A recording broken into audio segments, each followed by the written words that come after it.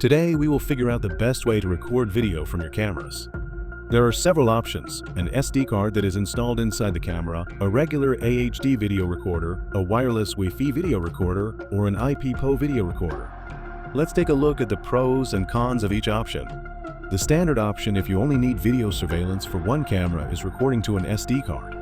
For example, popular solutions are ISON IPGR1000 PRO cameras with Sony 4K shooting matrices and sound recording with SIM card support, and ISON NFL 1000 PRO, which is the same camera as the previous one, only rotatable with a powerful zoom and an automatic person tracking option.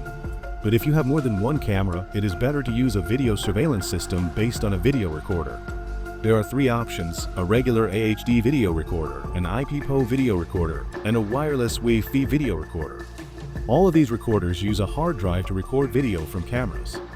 AHD options are popular for budget tasks. They are 20 to 30% cheaper than IP options. Among the popular models, we highlight ready-made AHD kits with Sony ISON Greco Pro and ISON Grad matrices. IP options have better frame detail and a higher frame rate.